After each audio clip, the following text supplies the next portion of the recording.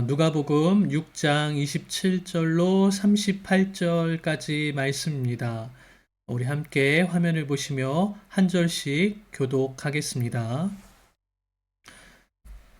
그러나 너희 듣는 자에게 내가 이르노니 너희 원수를 사랑하며 너희를 미워하는 자를 선대하며 너희를 저주하는 자를 위하여 축복하며 너희를 모욕하는 자를 위하여 기도하라.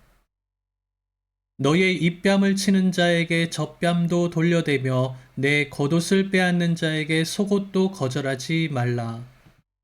내게 구하는 자에게 주며 내 것을 가져가는 자에게 다시 달라 하지 말며 남에게 대접을 받고자 하는 대로 너희도 남을 대접하라. 너희가 만일 너희를 사랑하는 자만을 사랑하면 칭찬을 받을 것이 무엇이냐? 죄인들도 사랑하는 자를 사랑하느니라. 너희가 만일 선대하는 자만 선대하면 칭찬을 받을 것이 무엇이냐? 죄인들도 이렇게 하느니라. 너희가 받기를 바라고 사람들에게 꾸어주면 칭찬받을 것이 무엇이냐? 죄인들도 그만큼 받고자 하여 죄인에게 꾸어주느니라.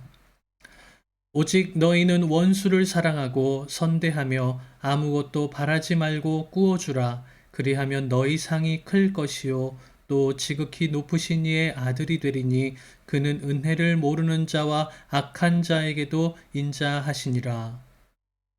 너희 아버지의 자비로우신 같이 너희도 자비로운 자가 되라. 비판하지 말라. 그리하면 너희가 비판을 받지 않을 것이요 정죄하지 말라. 그러면 너희가 정죄를 받지 않을 것이요 용서하라. 그리하면 너희가 용서를 받을 것이요 주라. 그리하면 너희에게 줄 것이니 곧 후이되어 누르고 흔들어 넘치도록 하여 너희에게 안겨주리라. 너희가 헤아리는 그 헤아림으로 너희도 헤아림을 도로 받을 것이니라. 아멘.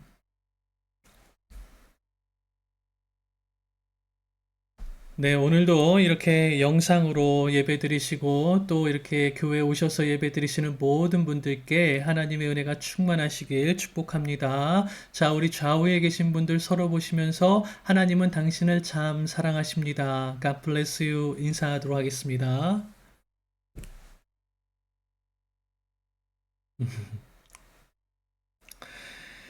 네, 우리 지난주에 말씀을 나눴죠. 하늘의 상을 받는 제자들은 어떤 삶을 살아가야 되는가에 대해서 말씀을 나눴습니다. 예수님께서는 자신이 보고 있는 사람들의 그 시선, 예수님의 시선과 같이 우리들도 낮은 자에게 시선을 두고 살아가야 되며 또 낮은 자를 섬기고 살아가라고 제자들에게 가르쳐 주셨어요. 그리고 또 복음을 전하며 살아가고 또 함께 살아가기를 원하신다라고 지난주에 말씀을 드렸습니다. 근데 이게 사실 쉬운 일이 아닙니다. 때로는 핍박도 받아야 되고요. 사람들에게 미움도 받을 때도 있어요. 그런데 예수님은 그렇게 살아가는 사람들에게 하늘의 상이 예비되어 있다고 말씀을 해주셨어요. 자, 오늘은 지난주에 이어서 예수님의 말씀을 우리가 계속 살펴볼 건데요.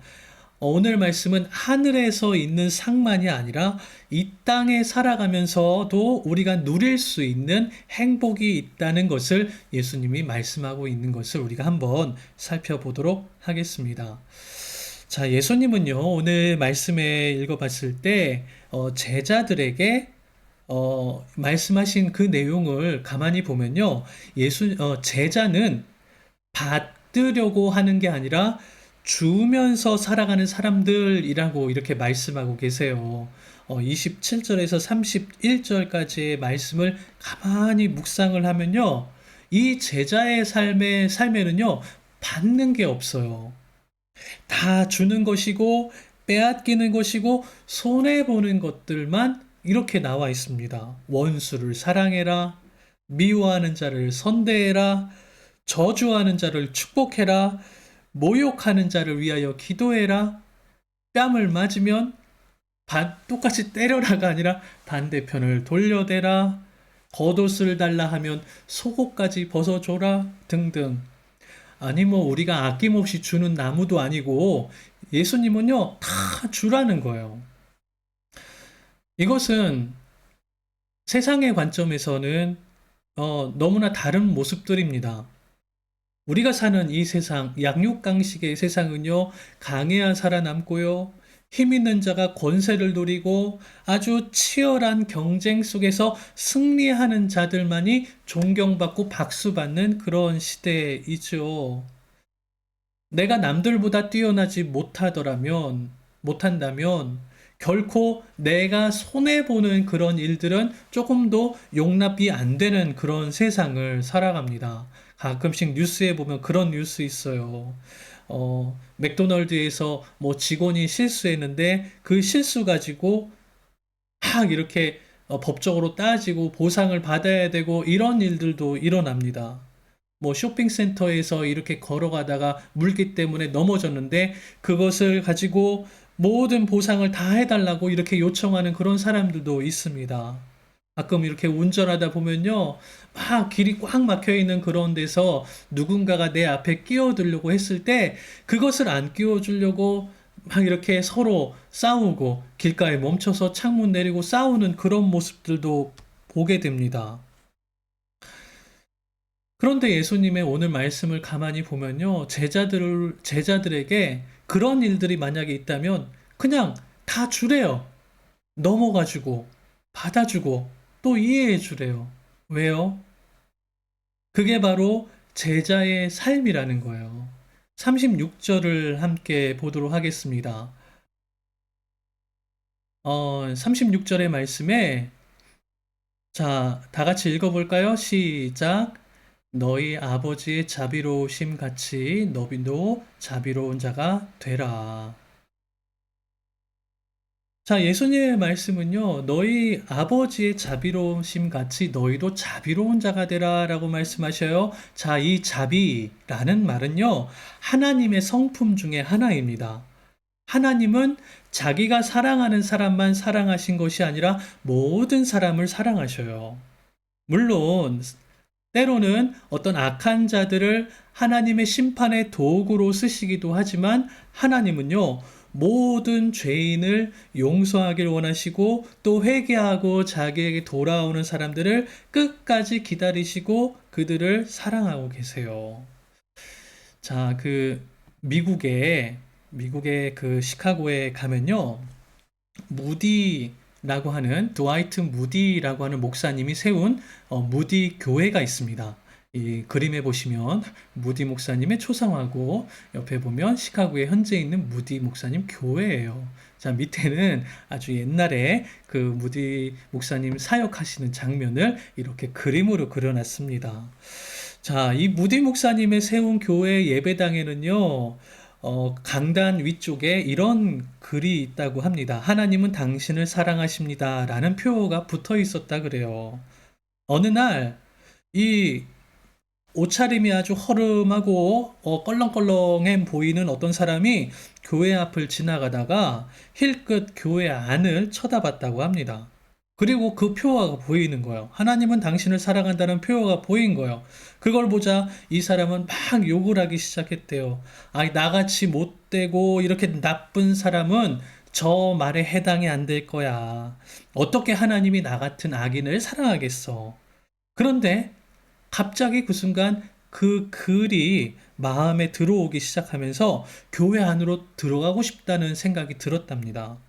그래서 그 말씀을 쳐다보다가 그 교회 가운데 통로로 걸어 들어가기 시작했어요. 그때 이제 다른 통로로 무디 목사님이 걸어오면서 이 두 사람은 만나게 되었습니다. 그 두 사람이 서로 이야기를 나누며 서로 기도하게 되었고, 마침내 이 사람은 하나님께서도 자기를 사랑하신다는 걸 알고 기쁨으로 외쳤어요. 하나님은 정말 나를 사랑하시는구나. 여러분, 하나님의 그 성품 중에 자비라는 성품이 있어요. 이것은 하나님의 인자하신 마음을 상징을 합니다. 그래서 악인도 죄인도 하나님의 자비를 경험하게 되면요, 그 마음이 유순하게 되고 온순하게 바뀌게 돼요. 왜냐하면요, 우리는요, 하나님의 형상대로 지음을 받았기 때문에 그렇습니다. 우리가 살아가면서 이런 사람들 만날 때 특히 마음이 따뜻하고 인자한 사람들을 만나게 되면 여러분 마음이 어떠세요? 여러분도 마찬가지 마음이 따뜻해지고 흐뭇해지고 그러죠. 그 이유가 바로 우리 안에 하나님의 형상이 있기 때문이에요. 하나님은 이런 하나님의 속성을 경험할 때 우리 또한 그런 마음으로 변화되게 하시기 위해 이 하나님의 마음을 우리에게 부어주셨습니다. 지금 우리 눈으로 보기에는 저 사람은 나쁜 사람인 것 같고 악한 사람인 것 같고 절대 변화될 것 같지 않는 것 같이 보이지만 하나님이 나를 사랑하신다는 것을 그들이 깨닫게 되면요. 그들은 정말 새로운 삶으로 변화될 수 있다는 것이 예수님이 가르쳐 주신 내용이었어요. 그래서 우리는 악한 사람들을 볼 때 그들을 너그럽게 대하는 마음을 가져야 됩니다. 세상 사람들은 자기가 사랑하는 사람만 사랑해주고 또 자기에게 잘해주는 사람하고 이렇게 친하게 지낼지도 모릅니다. 하지만 예수님의 제자로 살아가면서도 세상 사람들과 다를 바 없이 내가 좋아하는 내가 친한 사람하고만 살아간다면 그 어느 누구도 예수 믿는 사람을 칭찬할 이유가 없겠다는 것이죠. 이게 바로 예수님의 말씀이셨어요. 하나님의 자비로우심을 닮아 우리도 자비를 베풀고 살아가는 삶이 바로 제자의 삶이라는 거예요. 그런데 여러분, 이게 결코 쉬운 일이 아닙니다. 교회만 왔다 갔다 하고 그냥 우리의 믿음이 잘 성장해주면 얼마나 좋겠어요. 그냥 교회만 나오고 예배 열심히 다녀서 우리 믿음이 막 성장해 나가면 얼마나 그게 좋겠어요. 그런데 구약 성경에서도 우리가 볼 수 있듯이 이스라엘 백성이라는 민족은요, 하나님의 선택을 받은 민족이었어요. 거룩한 제사장이라고 칭찬받는 백성들이었어요. 그러면 믿음이 알아서 잘 성장하고 칭찬해줘야 되는데 그렇지 않았습니다. 알아서 잘해라고 그냥 내버려 두니까 오히려 우상 숭배에 빠지고요, 더 악해졌습니다. 교회도 보면 그래요. 이제는 내가 정신 차려야지 하고 열심히 신앙생활해야지 생각하는데 금세 예수 믿기 이전으로 돌아가는 사람들이 있습니다. 그래서 예수를 믿는다는 건, 이 제자가 된다는 건요, 이건 쉬운 일이 아니고 또 이것은 우리 스스로의 능력으로 불가능하다라는 걸 알게 돼요. 자, 우리가 제자가 되기 어려운 이유가 있습니다. 그것은 아직 우리가 영적인 사람이 되지 못했기 때문이에요. 성경에 보면 세 가지 사람이 존재하는데, 첫째로는 육의 사람, 육의 사람이 있고요. 그 다음 육신의 사람이 있고 영의 사람이 있습니다. 자, 여기서 이제 육의 사람이라고 얘기를 한다면요. 그냥 세상에서 살아가는 그런 사람들, 하나님을 모르고 그냥 세상에서 세상의 원리대로 살아가는 사람들을 육의 사람이라고 표현을 하고 있어요. 다음에 육신의 사람이라고 있어요. 자, 육신의 사람은요, 세례도 받고 교회도 다니고 어떻게 천국을 가고 싶은 그런 믿음도 있습니다. 그런데 하지만 아직 영의 사람에 이르지 못했기 때문에 여전히 육신의 고민을 가지고 있는 사람들을 얘기를 해요. 야, 이거 믿기는 믿어야 되는데 믿으려고 하니까 힘들고 제대로 믿기는 어렵고 그렇다고 안 믿을 수도 없고 이런 끊임없는 고민과 갈등으로 살아가다가 어느 날은 믿음이 좋아서 정말 열심히 살아가다가 또 후퇴했다가 또 전진했다가 후퇴했다가를 반복하며 살아가다 끝나는 사람들이 바로 육신의 사람들이라고 표현하고 있어요. 일단은 내 속에 내가 너무나 많아요.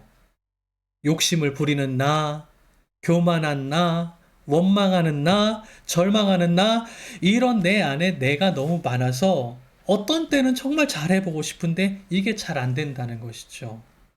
광야와 같은 인생을 살아가고 내 마음에 하나님이 계시는 것 같지 않아서 늘 불안하고 평강이 없기 때문에 자녀도 남편도 이웃들도 다 마음에 들지 않는 그런 모습이 있습니다. 그런데 여러분, 에스겔서에 보면요, 이런 말씀이 있어요. 새 영을 너희에게 주라 라는 말씀이 있어요. 자, 우리가 신앙생활을 제대로 하고 바르게 살고 싶지만 그게 잘 안 되는 이유, 그거는 바로 내 힘으로 안 된다는 걸 아시기 때문에 하나님께서는 반드시 하나님의 영으로 이것을 이루어 나가길 원하신다는 거예요. 그래서 에스겔 11장 17절에 너희에게 새 마음을 주겠다라면서 이런 말씀을 하십니다. 자, 우리 함께 에스겔 11장 17절 말씀부터 19절까지 한번 읽어보는데요. 17절 한번 읽어보겠습니다. 우리 함께 읽어볼까요? 시작! 너는 또 말하기를 주 여호와의 말씀에 내가 너희를 만민 가운데 모으며 너희를 흩은 여러 나라 가운데서 모아내고 이스라엘 땅을 너희에게 주리라 하셨다 하라. 자, 여기 이제 이 만민 가운데서 모으신대요. 우리에게 어떤 소망을 주는데 그 소망이 뭐냐면 이스라엘 땅을 너희에게 준다. 이스라엘 땅이라는 천국이라는 하나님의 백성이라는 것을 소망으로 주셨어요. 그런데 그냥 주신 게 아니라 자, 이제 너희가 거기로 갈 건데 18절입니다. 읽어보겠습니다. 그들이 그리로 가서 그 가운데에 모든 미운 물건과 모든 가증한 것을 제거하여 버릴지라. 자, 그 땅에 들어가고 그 하나님이 원하시는 삶을 살아가기 위해 반드시 우리가 해야 된다는 게 있어요. 그게 뭐냐면 모든 가증한 것을 버려라. 그런데 그것만으로 안 된다라는 게 이제 그 다음의 말씀이에요. 19절의 말씀은 자, 내가 그들에게 한 마음을 주고 그 속에 새 영을 주며 그 몸에서 돌 같은 마음을 제거하고 살처럼 부드러운 마음을 주어. 자, 여기 보니까 내가 그들에게 한 마음을 주고 그 속에 새 영을 주며 라는 표현이 있습니다. 자, 우상을 제거해버리고 하나님이 기뻐하시는 삶으로 살아가고 싶은데 그건 내 힘으로 될 것 같은데 그게 안 된다는 거예요. 그래서 하나님께서는 우리에게 새 영을 주시고 또 한 마음을 주시겠다는 거예요. 예수님의 제자로 살아간다는 것은 이건 내 힘으로 살아갈 수 있는 게 아닙니다. 정신을 수양하고 훈련을 해서 된다는 게 아니에요. 하나님의 영이 우리 가운데 이루어져야 될 줄 믿습니다. 영의 사람이 돼야 된다는 것이에요. 그래서 우리는 늘 기도의 제목이 성령님, 나를 좀 도와주세요. 내가 정말 신앙생활 잘하고 싶은데 성령님, 제발 나 좀 도와주세요. 라는 것이에요. 어부였던 베드로가 예수님을 따라다녔다고 다 제자가 되지 않았습니다. 예수님이 부활하시고 하늘로 올라가신 후에 약속하신 성령을 기다리며 기도하던 중에 베드로의 그 머리 위에 성령이 임하시고 성령이 충만한 다음에 진짜 제자가 되었어요. 안드레, 도마, 바돌로메 다 마찬가지죠. 성령이 충만해지고 신앙을 고백하며 제자가 되었을 때 그때 진짜 제자가 됐다는 것이죠. 우리가 이 세상에서 신앙인으로 살아가고 또 예수님의 제자로 살아가는 데 있어서 제일 필요한 것이 있다면 그것이 바로 성령님, 나와 함께 해주세요. 성령님의 도우심인 줄 믿습니다. 그분이 여러분과 함께 하시면 우리는 바른 신앙을 할 수 있음을 우리가 믿고 또 성령을 사모하며 살아갈 때 우리가 진짜 제자가 되는 것입니다. 그것을 우리가 믿고 경험하는 삶이 되길 주님의 이름으로 축원합니다. 자, 오늘 말씀에요. 예수님은요, 우리에게 주라고 말씀하세요. 자, 주면 더 많은 것을 얻게 될 거다라는 게 예수님의 말씀이세요. 그래서 오늘 제목을 주는 사랑, 받는 행복이라고 정해봤습니다. 자, 우리 마지막 38절의 말씀을 함께 보도록 할게요. 자, 38절의 말씀인데요. 자, 우리 다 같이 읽어볼까요? 시작! 주라, 그리하면 너희에게 줄 것이니 곧 후이되어 누르고 흔들어 넘치도록 하여 너희에게 안겨주리라. 너희가 헤아리는 그 헤아림으로 너희도 헤아림을 도로 받을 것이니라. 자, 여기에 주라, 그리하면 너희에게 줄 것이 있는데 그게 후이되어 누르고 흔들어 넘치도록 하겠다라는 게 지금 예수님의 말씀이죠. 자, 왜 예수님이 우리에게 주라고 나눠주라고 말씀을 하시냐면 그게 바로 우리가 잘 살게 하시기 위함이라는 거예요. 아니, 내가 가난하고 내가 부족한데 내가 어떻게 줄 수 있냐는 거예요. 그런데 예수님은 그것을 줄 때 하나님이 우리를 챙겨주신다라는 말씀을 하고 계세요. 지금은 아무것도 없지만 어려워 보이는 사람들, 도움이 필요한 사람들에게 100불을 주고 또 50불이라도 줘봐. 그렇게 한번 해봐. 그러면 하나님이 누르고 흔들어 넘치도록 하나님이 마음껏 우리에게 채워주시겠다는 게 바로 이 38절의 말씀이었습니다. 저는 이 말씀을 믿습니다. 서로 우리가 이렇게 베풀며 살아갈 때 하나님은 반드시 우리에게 넘치도록 채워주신다는 것을 저는 믿습니다. 여러분 서로 베풀며 사시길 바랍니다. 저는 지금까지 살면서 집 때문에 집을 많이 이사를 해봤지만 집이 없어서 고생해 본 적은 단 한 번도 없습니다. 그런데 딱 한 번, 시드니에 도착을 2013년도에 처음 도착했을 때, 그때는 아직 집을 렌트하지 않았던 상태여서 쉐어하우스에 들어가서 일주일 동안 지냈던 기억이 있어요.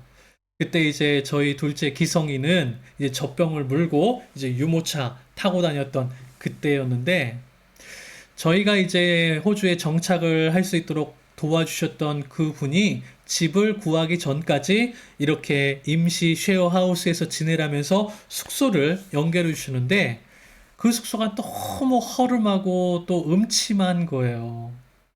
예, 우리는 그때 당시 주정혜 권사님까지 해서 5식구가 큰 방 하나를 빌려가지고 살았는데 예, 커다란 거실을 이 칸을 막아가지고 문을 만들어 놓고 이제 거기에서 지내게 되었습니다. 부엌에 가면요, 부엌은요, 이제 쉐어하우스니까 이제 성성도 엉망이고 막 바퀴벌레 막 기어다니는데 야, 살다 살다 그렇게 커다란 바퀴벌레는 처음 봐서 아주 놀래 기절하는 줄 알았습니다. 날씨는 이제 5월 달이어서 밖에는 춥고 비가 이렇게 축축 오고 먹을 것이 없어가지고 이제 밥을 해 먹어야 돼서 이제 주방에 갔는데 처음으로 외국 생활을 해봤으니까 아무것도 모르잖아요. 그런데 이제 집주인이 저희가 이제 지낼 수 있도록 쌀을 부엌에다 갖다 놓기로 했는데, 부엌에 딱 가니까 쌀이 없는 거예요. 밥을 해 먹어야 했는데 밥이 지울 수가 없어요. 그래서 이제 주인이 지내는 방에 가서 노크를 하고 주인에게 얘기를 했죠. 좀 저희가 너무 배가 고픈데 쌀 좀 달라고. 그런데 그 주인이 이렇게 얘기를 하는 거야. 아니, 내가 무슨 자선 사업가도 아닌데 이런 걸 나한테 달라 그래요? 그러면서 거절을 하는 거였어요. 결국 아내하고 둘이 나와가지고 한 1km 떨어져 있는 쇼핑센터 가가지고 쌀하고 우유하고 라면 사가지고 그때 끓여서 이렇게 먹었던 기억이 있습니다. 집 없이 산다는 게 정말 얼마나 서럽고 슬픈 일인가라는 걸 느꼈죠.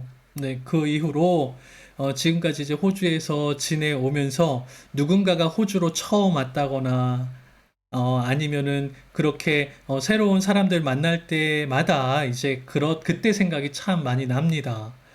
외국 생활은 그렇지 않아도 힘든데 서로 돕고 살면 얼마나 좋을까요?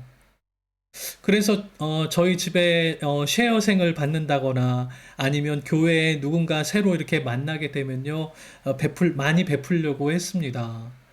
잠시 머물다 가는 사람이라 할지라도, 저와 스쳐 지나가는 인연이라 할지라도, 누군가 저의 집에 온 이상 식구라고 생각하고 어떻게든 함께 살아가려고 노력했죠. 그러면서 이제, 나는 그래도, 우리 식구들이 있기 때문에, 이렇게 잘 지낼 수 있지만, 혼자 외롭게 지내는 분들에게 그들의 가족이 되어줄 수만 있다면 그것도 내 인생의 행복이 아닐까라고 여기면서 재밌게 지내왔습니다. 그러다가 이번에 이제 한국에 오게 되었는데 처음으로 제 집이 아닌 제가 이렇게 계약한 제 집이 아닌 다른 곳에서 이렇게 오랫동안 처음으로 머물게 되었습니다.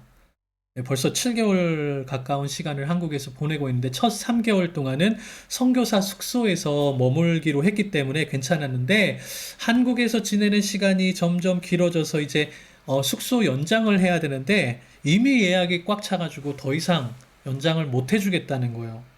그래서 이제 갑자기 다음 가야 될 때를 구해야 되는데 다른 곳은 뭐 지방으로 가야 되고 너무 멀어져가지고 이제 어떻게 해야 될지 막막한 그런 상황이 되었습니다. 그런데 어떤 분을 통해서 잘 이렇게 소개가 돼서 지금 지내고 있는 이 집에 들어와서 지금까지 한 4개월 동안 이렇게 살고 있습니다. 저희 가족에게는 정말 상상도 못할 이런 좋은 환경에서 이렇게 지낼 수 있는 그분들에게 이제 은혜를 받고 이제 살아가죠. 너무 감사한 마음이 들잖아요. 그래서 그분들께 물어봤어요. 왜 저희를 이렇게 받아주셨냐고. 그랬더니 그분들도 그러는 거예요. 우리도 집이 없어서 갈 곳이 없어서 그렇게 힘들었던 시절이 있었습니다. 라고 그러면서 저희를 도울 수 있는 것도 이것도 하나님의 은혜로 우리가 도울 수 있는 것입니다. 라고 그렇게 말씀을 해주셨어요. 그래서 지금까지 이렇게 안전하게, 편안하게 한국에서 이렇게 지내고 있습니다.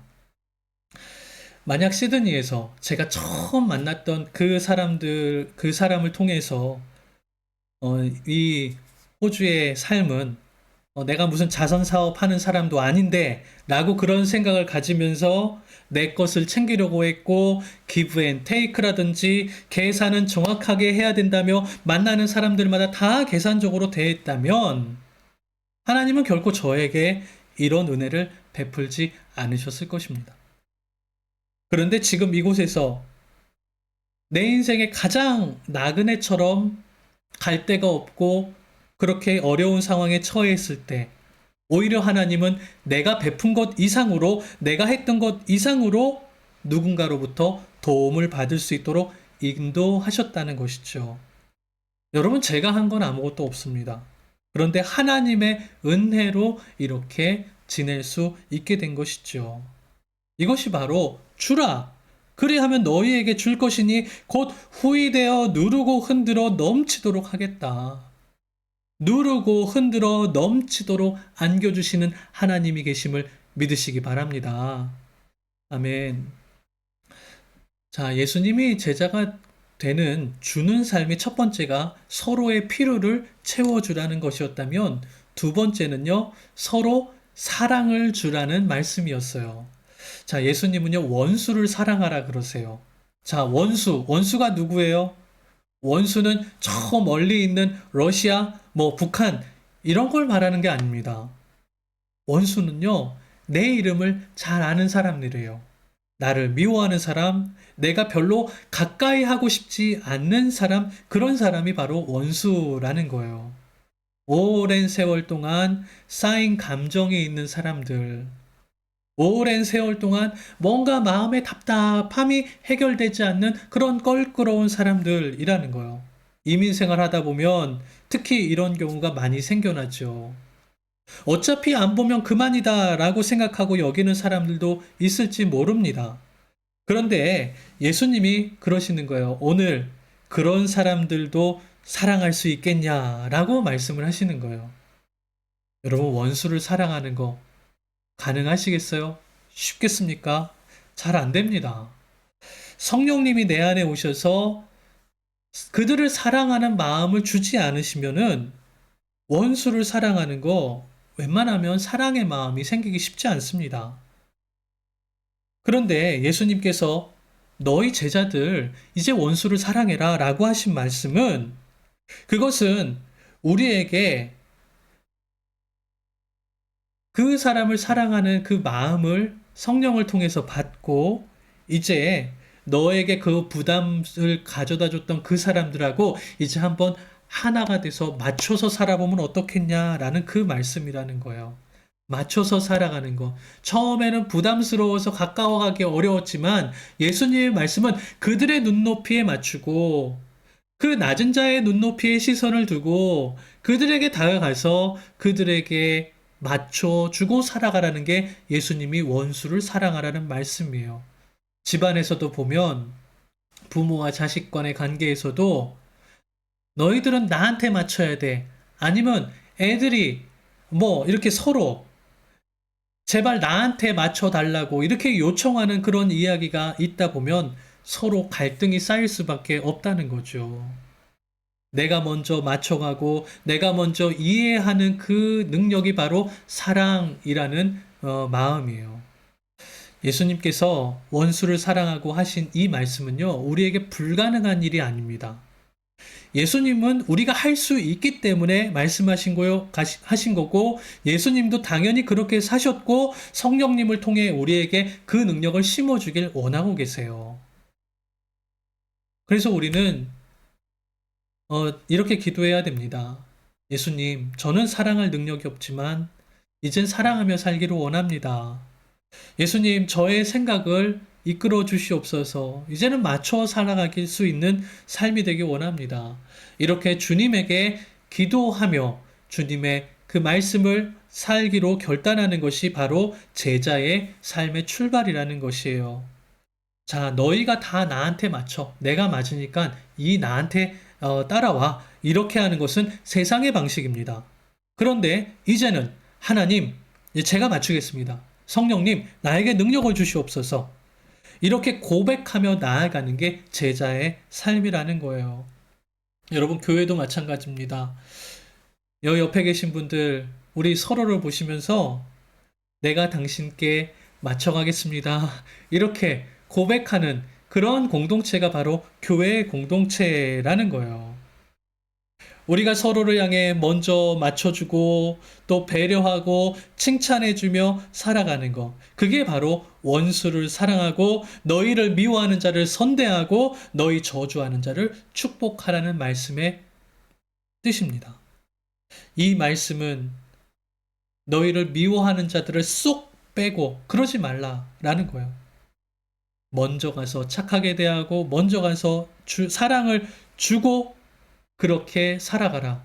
그것이 바로 주는 사랑의 하나님의 어떤 우리가 그렇게 사랑을 줬을 때 하나님은 우리에게 더 큰 사랑으로 베푸신다는 오늘 예수님의 말씀인 것입니다. 여러분 사랑을 많이 나누세요. 그러면 행복이 넘쳐납니다. 사랑을 많이 베풀고 가족 간에도 서로를 맞춰주려고 하면 그 가정은 화목하게 되고 행복하게 됩니다. 우리 서로 주는 사랑, 받는 행복이 넘쳐나는 삶이 되길 간절히 소망합니다. 오늘 말씀을 정리하겠습니다. 하나님께서는요, 오늘 우리 공동체, 우리 교회뿐만이 아니라 여러분들의 가정에서도 웃음이 넘치는 행복한 삶이 되기를 원하고 계세요. 내 것을 줄 때, 서로의 필요를 채워줄 때, 그때 행복이 넘칩니다. 또, 우리가 사랑을 서로에게 베풀 때, 줄 때 또한 행복이 넘쳐요. 우리가 계속 주다 보면요, 어느 때에는 내가 계속 뺏기는 것 같고, 손해보는 것 같고, 희생하는 것 같지만, 하나님은 그것을 누르고 흔들어 넘치는 은혜로 채워주신다는 게 오늘 말씀입니다. 제자의 삶 쉽지는 않는 게 사실입니다. 그런데 예수님은 우리를 괴롭히려고 하시는 게 아니에요. 그만큼 가치 있고 유익한 것이기 때문에 이 말씀을 하신 것입니다. 여러분, 이 마음을 품고 살아가는 사람에게 성령님께서는 우리 안에 주는 사랑, 받는 행복의 삶을 살아갈 수 있도록 도우실 것이에요. 이걸 믿고 살아가는 참된 주님의 제자 되시길 간절히 축원합니다. 기도하겠습니다.